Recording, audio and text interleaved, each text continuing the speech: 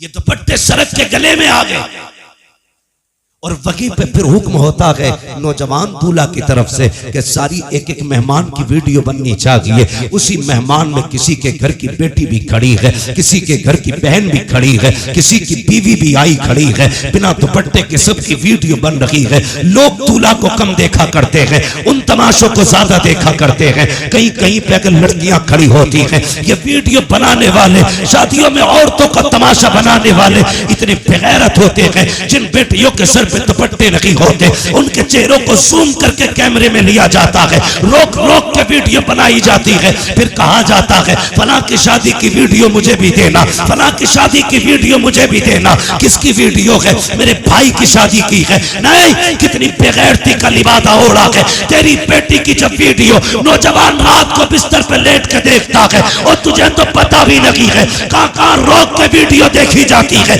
कहां जूम किया जाता है, कहां चली गई तेरी गैरत। और तेरी नजरों को मुस्तफा ने हया के पहरे दिए थे, तेरे वजूद को बहन की इज्जत का रखवाला बनाया था। तुझे मुस्तफा ने इस्लाम की वो पावर दी थी कि अपनी तो अपनी परायो बेटियों की इज्जत का रखवाला था तू।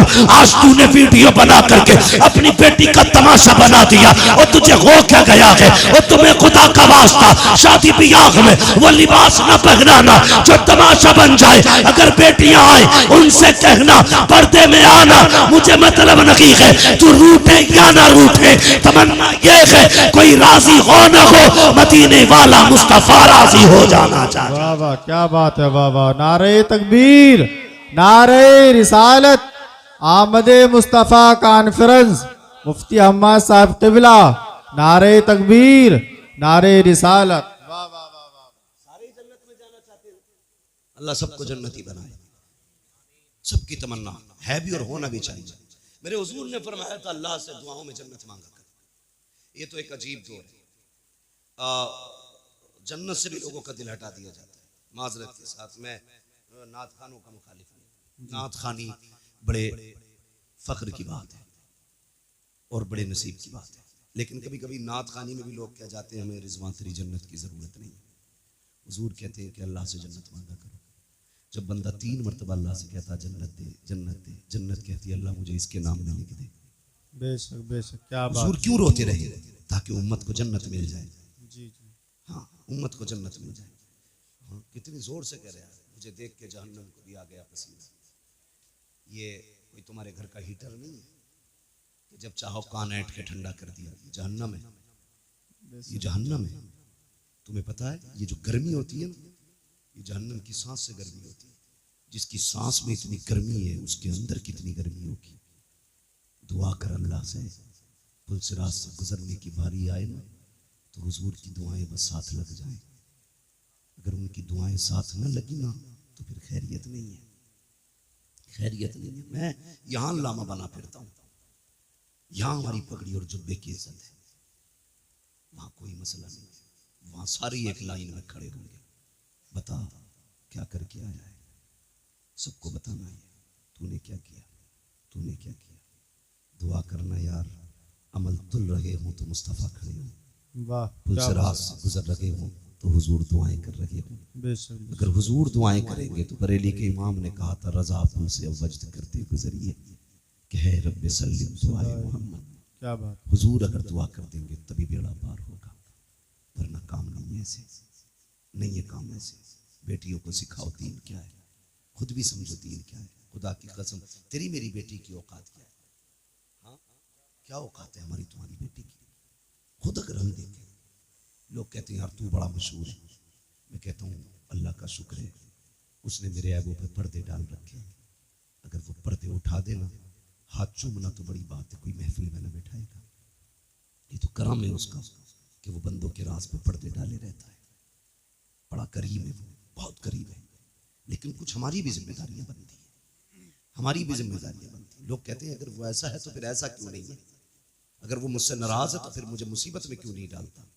उसे चैलेंज न कर, अगर वो जिद पे आ जाए ना, 1 सेकंड नहीं लगेगा, पूरी दुनिया को सजदे में गिरा देगा, पूरी दुनिया को। बड़ी बात नहीं करता, सिर्फ ऑक्सीजन बंद कर देना अल्लाह, सिर्फ ऑक्सीजन, तो पूरी दुनिया सजदे में होगी। जी बेशक। बाकी तो बहुत चीजें। अंधे से पूछ आंखें क्या होती है। कभी अपाहिज से पूछ हाथ पैर क्या होते, गूंगे से पूछ जबान क्या है, बहरे से पूछ कान कितनी बड़ी दौलत है। जिसे रब ने ये दिया है, खुदा की कसम वो बहुत अमीर है, बहुत अमीर है। कभी इन नेमतों पर शुक्रिया अदा किया करो उसका, इन नेमतों पर शुक्रिया अदा किया करो। हम तो ये सोचते हैं ये हमारा हक था, ये कान हमारा हक है, ये नाक हमारी हक है हमारा, ये पैर हमारे हक है। नहीं, मालिक है वो जिसकी चाहे टांगे तोड़ दे, जिसको चाहे हवाओं में उड़ाए, वो मुख्तार है, उसकी हुकूमत में किसी का बल दखल नहीं है, जो चाहे फैसले करे। हाँ, अल्लाह से डरना चाहिए, डरना चाहिए। लोग कहते हैं मेरी बेटी है तुझे क्या हुआ, हमें कोई फर्क नहीं पड़ता, किसी की भाग जाए या रह जाए। डर इस बात का क़यामत में सैयदा के सामने किस मुंह से जाओगे, सिर्फ इस बात का डर। ये कुर्ता जुब्बे पजामे कपड़ों वाले लोग जानते हो क्यों, ये क्यों चीखते हैं, क्या फायदा इसका? तुम्हारी बेटी अगर जींस में है इनका क्या नुकसान है, तुम्हारी बेटी अगर दुपट्टे में आ गई इनका क्या फायदा है? ये सिर्फ इसलिए मेहनत करते हैं, अगर तुम और तुम्हारी बेटी जन्नत में चली गई तो हमारा क्या जाएगा? हम तो बस वो बताना चाहते हैं जो हुजूर ने कहा है। जी बस। तुम्हारी मेरी बेटी की औकात क्या है? खुदा की कसम कायनात में अली की बेटी जैसी लाके दिखाओ। वाह वाह वाह वाह, क्या बात। आज कोई अली की बेटी जैसी बेटी लाके दिखाओ। बेशक बेशक। हाँ, करबला की पूरी तारीख पढ़ डालिए। 13 मुहर्रम से चलने वाला काफिला 27 रमजान को मदीना शरीफ पहुंचा, लेकिन तारीख की किसी लाइन में नहीं मिलता कि सैयदा ज़ैनब को किसी ने बेपर्दा देखा। बताओ ना मुझे, क्या तेरी बेटी का स्टेटस क्या है? प्रधान की बेटी है, बस जमींदार की बेटी है। ज़ैनब का स्टेटस ये है, उसका बाप वलियों का इमाम है, उसका भाई शहीदों का इमाम है, उसका नाना सारे नबियों का इमाम। बेशक बेशक, क्या बात है। वाह वाह वाह। ज़ैनब का स्टेटस, तेरी बेटी का स्टेटस क्या है? सोच तो सही, जिसको खुदा ने इतनी खानदानी इज्जत बख्शी, भाई शहीदों का इमाम, माँ जन्नती औरतों की सरदार, बाप वलियों का इमाम, नाना नबियों का इमाम, घराना कायनात का इमाम। बेशक बेशक बेशक। वो पावर वाली 13 मुहर्रम से 27 रमजान तक कैदी बनकर रही, किसी ने बेपर्दा नहीं। तेरी बेटी ने 13 साल उम्र क्या गुजारी, 10 मुहर्रम को तेरी बेटी ने मेले के नाम पे, मुहर्रम के नाम पे दुपट्टा उतार दिया। सोचो हम किधर जा रहे हैं, किधर जा रहे हैं। अगर पर्दे की बात आ जाए तो लोगों को चिढ़ हो जाती है कि ये बरेलवी नहीं है, कहा क्योंकि हमारी बेटी को मुहर्रम से रोक रहा। इतना गलत तोड़ मरोड़ के बाद बयान कर दी जाती है। हम तुम्हारी बेटी को शरीयत की हद बता रहे हैं, हम अपनी बेटियों को शरीयत की हुदूद सिखा रहे हैं। हम बताना चाहते हैं तेरी इज्जत मेले बाजारों में नहीं है, तेरी इज्जत रब ने घर की 4 दीवारी में रखी। बेशक बेशक बेशक। खुदा की कसम सुने बहुत गौर से, किसी की भी बेटी, मेरी बेटी है तेरी बेटी, बाजार में जाए या मेले में जाए, कितने कंधे गैर महरम के लगते हैं, खुद बताइए।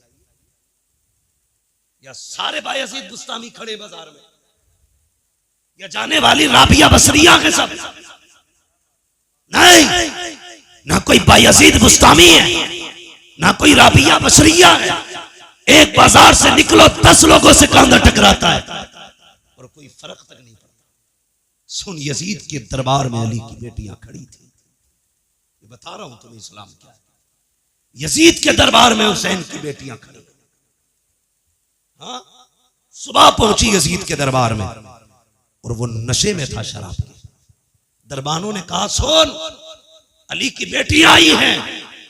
उसने कहा खड़ा रहने दो, खुदा की कसम तेरी बेटी 1 घंटा राशन के लाइन में लग जाए तो प्रधान पे बिगड़ जाता है, आधार की लाइन पे लग जाए कानून पे बिगड़ जाता है, पानी की लाइन पे लग जाए तो तुम समाज के उसूल पे बिगड़ जाते हो। गुस्सा नहीं आया? अली की बेटी सुबह से शाम तक यजीद के दरबार में खड़ी रही। ओ खुदा की कसम, शाम का वक्त आया था, सैयदा ज़ैनब ने कहा था ज़ैनुल आबिदीन का जी फूफी, कब पता तो करो भाई बेटा, कब तक खड़े रखना है? पता चला जब तक यजीद नहीं आ जाता मामला खत्म नहीं होगा। शाम के वक्त में कुत्ता आया, आने के बाद तख्त पे बैठा, उसने सब पे निगाह डाली। खुदा की कसम कैदी जरूर थे, बेगैरत कोई ना था। सबके चेहरों पे कपड़े पड़े थे, सबके चेहरों पे पर्दे थे। का उठाओ इनके चेहरों के पर्दे, मैं देखना चाहता हूँ। हजरत ज़ैनब की चीख निकली, का फिज़ा आज हमारी इज्जत की रखवाली करना। हमारे हाथ बंधे हैं, पैरों में बेड़ियां हैं, तुमने हमारे दरवाजे पर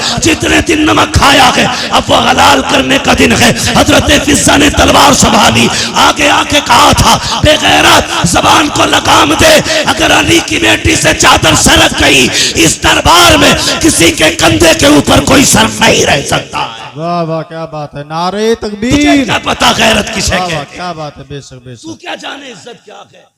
तू तो बेटी को नंगा करने में कहता मेरी बेटी फैशन के दौर पे है। तुझे क्या पता हया क्या है? बेशक खुदा की कसम तारीख गवाह है। कहने लगा चलो अच्छा नाम ही बता दो, ये पर्दे वाली कौन है?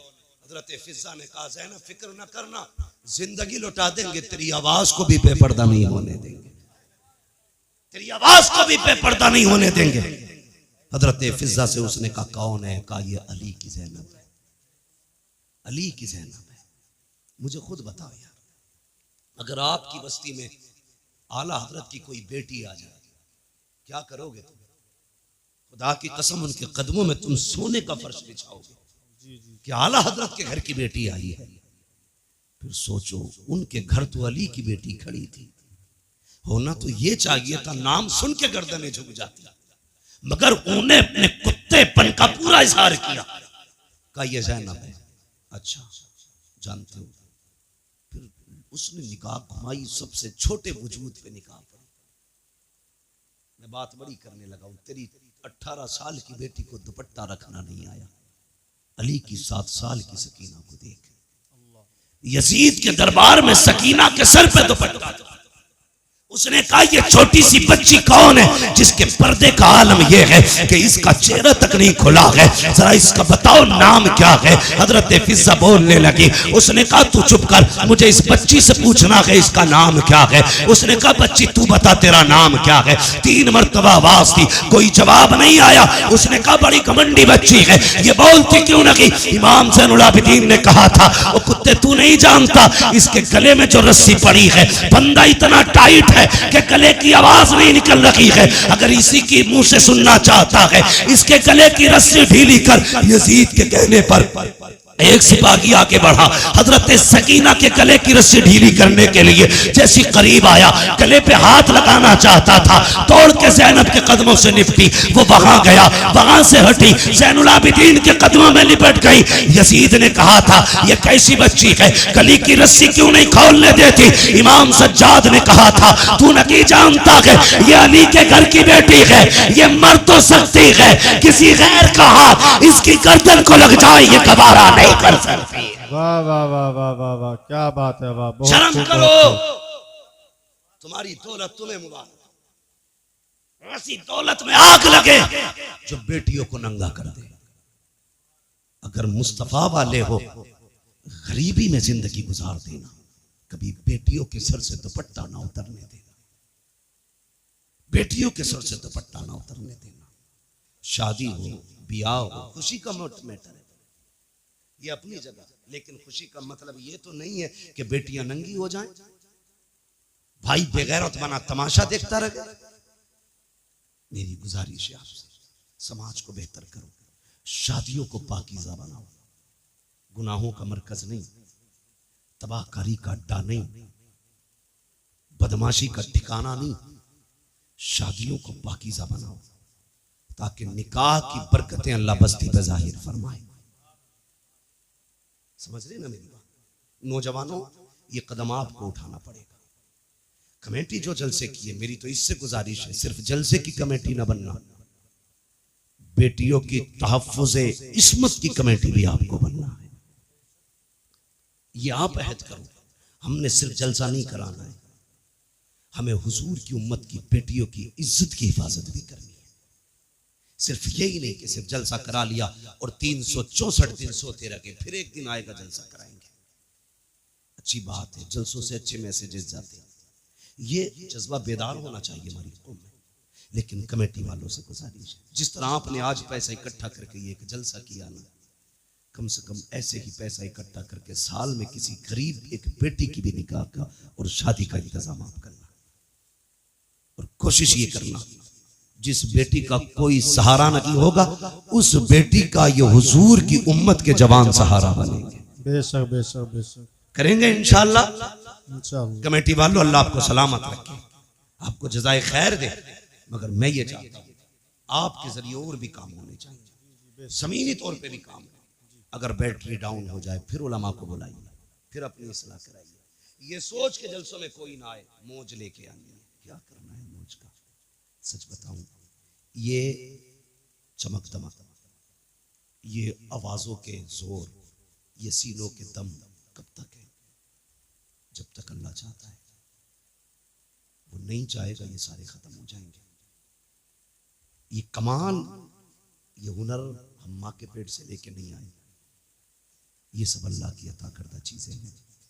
जब तक वो चाह रहा है बोल रहे हैं, जिस दिन वो गला बंद कर देगा कोई माई कलाम नहीं बुलवा सकता है, कोई नहीं बुलवा सकता है। लोग कहते हैं जी हम तो बतेरा समझाते।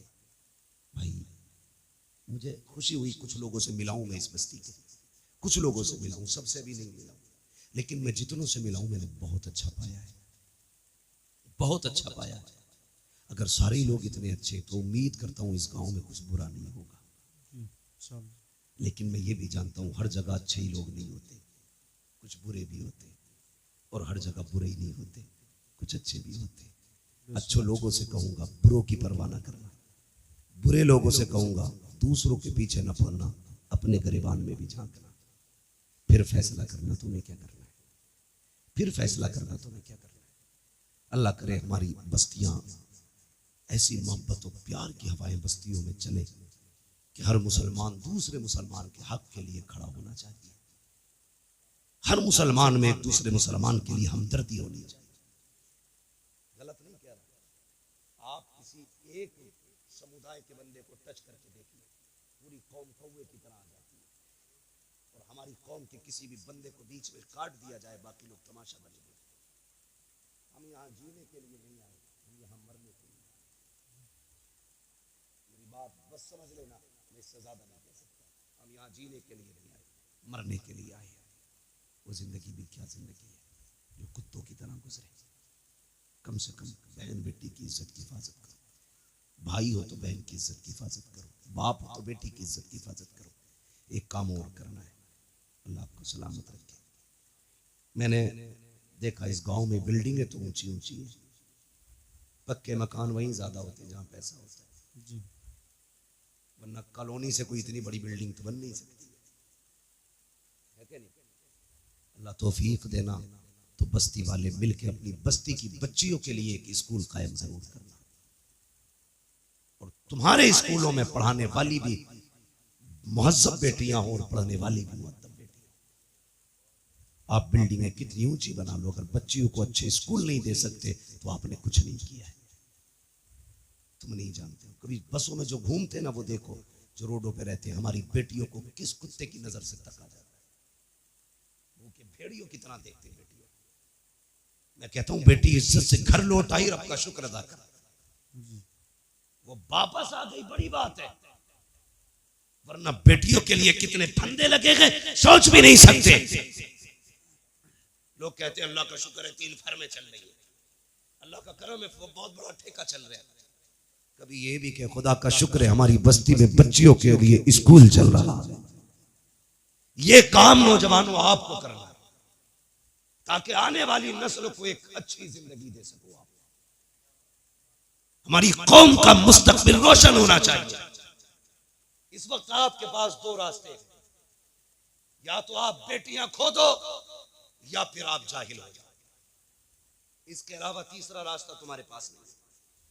इसलिए कि ना तुम्हारी कोई यूनिवर्सिटी है, ना तुम्हारा स्कूल है, ना तुम्हारा कॉलेज है, ना तुम्हारा मकतब है, कुछ भी तुम्हारा नहीं।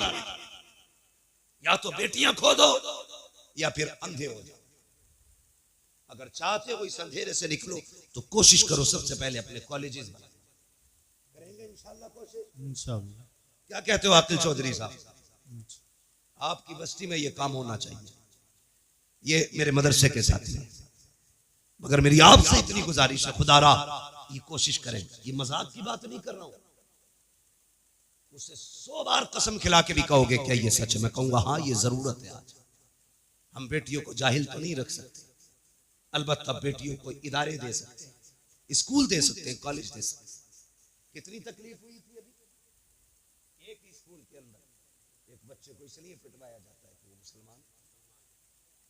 हमारी कौम के न डीजे पे फर्क पड़ा, न बारात के रंगों पे फर्क पड़ा, न आतिशबाजी पे फर्क पड़ा, न हमारी कौम के फालतू के खर्चों पे फर्क पड़ा।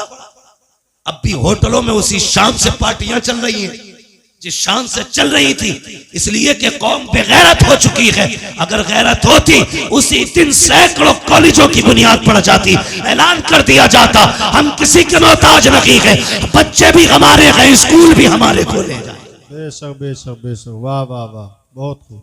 मुझे बताओ, जो कौम मदरसों को ज़कात दे सकती है वो अपने स्कूल नहीं बना सकती? बोलो ना।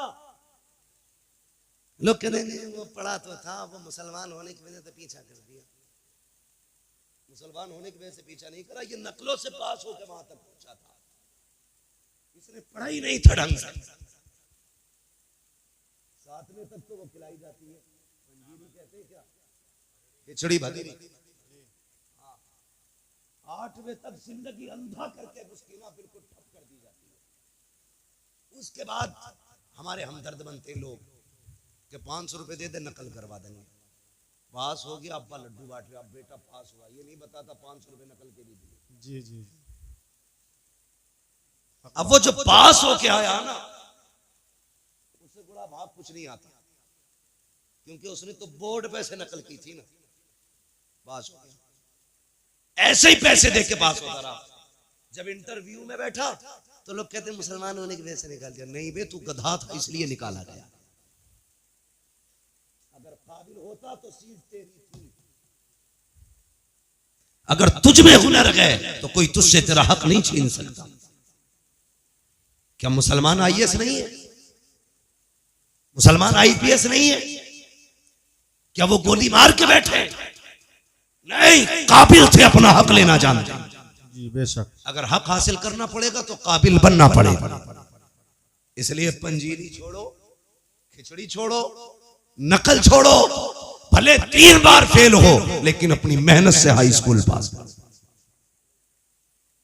समझ गए मेरी बात? अब्बा 500 रुपए दे के औलाद को पास करा के लड्डू ना बांट, वरना ये तेरी कब्र पे लात मारेगा। वो कहेगा तूने लड्डू ना बांटे होते तो आज मैं हाई स्कूल करने के बाद घास नहीं खोद रहा होता। यही वजह है अक्सर हाई स्कूल के बाद दुकानों पे बैठा मिलेगा। जी जी जी जी बिल्कुल। उसे धनिया लिखना नहीं आता, लहसुन लिखवाने लगो तो कभी मुंह देखता, कभी पर्चा देखता।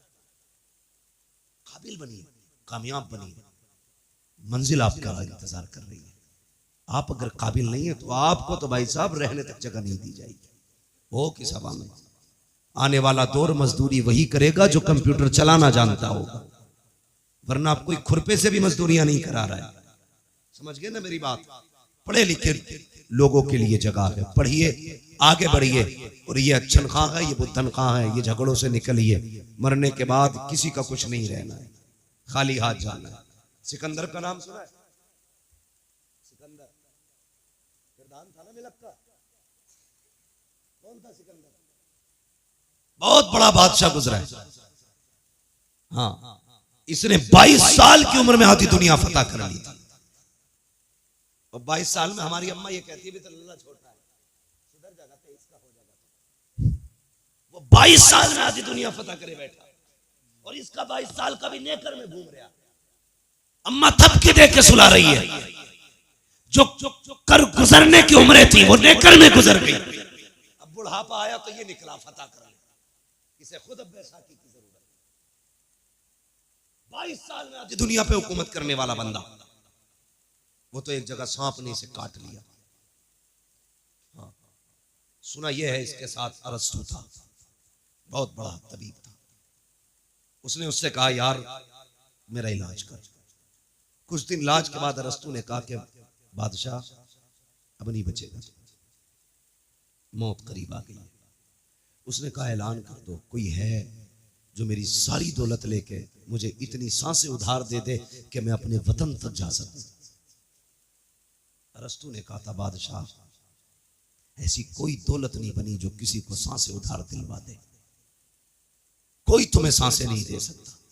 उसने कहा मैं आधी दुनिया का बादशाह हूं, क्या मुझे इतनी मोहलत नहीं कि वतन तक जा सकूं? उसने कहा सांसों का मालिक तू नहीं, सांसों का मालिक कोई और है। आज तेरा पैसा काम नहीं आने वाला। एड़ियां रगड़ने लगा। उसने कहा अच्छा चलो मर तो रखा, फिर ऐसा करना मैं मरूं मेरे कफन से हाथ निकालना। ईसाई था, निकालना। कहा क्यों? ताकि दुनिया को ये बता जाऊं इस दौलत पे घमंड न करना। मैं आया था आधी दुनिया फतह की, जा रहा था कुछ लेके नहीं, खाली हाथ गया। अगर सिकंदर जैसा दौलत वाला एड़ियां रगड़ के वतन से दूर मर सकता है, तेरे मेरे पास क्या है?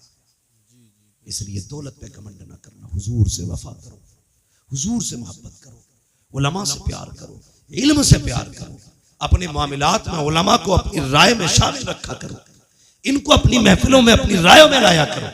कोई काम किया करो इनसे पूछा करो। खुदा की कसम अक्ल अपनी जगह है, बरकतें अपनी जगह हुआ करती है। बेशक बेशक बरकतें अपनी जगह हुआ करती हैं। कोशिश करना हर घर में कम से कम एक दीन सीखने वाला बंदा होना चाहिए। दावे के साथ कहता हूँ 7 मास्टर बना लो, 1 इंजीनियर बना लो, साथ में 1 कुरान का कारी बना लेना। 1 हाफिज कुरान पूरे घर की हिफाजत के लिए काफी होता है। जी जी बिल्कुल बिल्कुल। वरना कई मैंने इंजीनियर डॉक्टर ऐसे देखे कहते जी हम कुछ नहीं जानते, हम तो बस अल्लाह रसूल को ही जानते हैं जी। ऐसे नस्ल से बचिए, अपने घर में दीन वाला लाइए, एक बेटे को कुरान सिखाइए, बदलिए अपने आप को। नौजवानों मजबूत होना है, हमें अपने मुआशरे को बेहतर करना है।